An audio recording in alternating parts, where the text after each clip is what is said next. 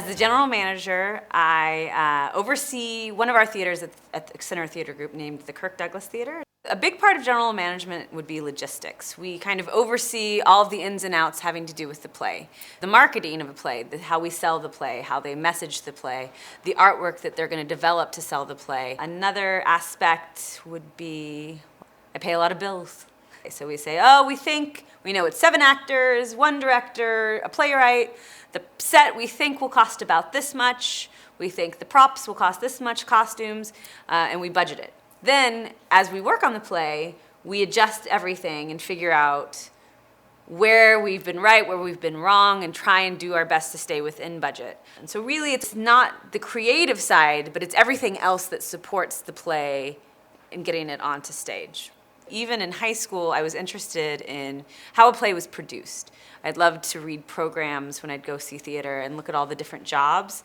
Because I think even then I knew, well, maybe being an actor could be a hard thing to do, but there are so many other jobs in the theater, and what do those people do, and how does this play get on the stage? So about 2 years into my time in college, I kind of shifted gears and went into what they call arts administration or arts management, and I produced some of the plays at my college.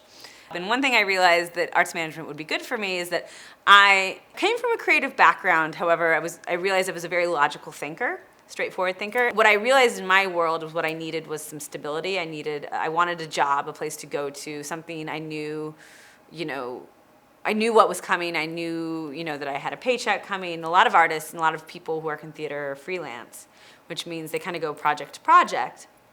And for me, having a stable job seemed to be very important.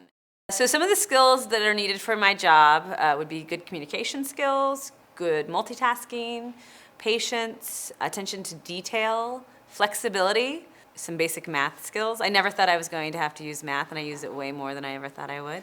Knowledge of the theater industry, knowledge of the people working in the theater industry, knowledge of LA as a whole, because a lot of times I'm a host to people who are coming in from out of town. Working in nonprofit theater, some days you want to rip your hair out, and other days you're reminded why you're doing it and what makes it so special. And I really, from the time I was a little kid, I wanted to work in the theater, and so I feel very fortunate to be able to do that. It's fun when you sit in a dark theater and see the work out there, especially if it's a new play and a play that really has an impact. It feels great. I am proud that I do something that can be enjoyed by so many people.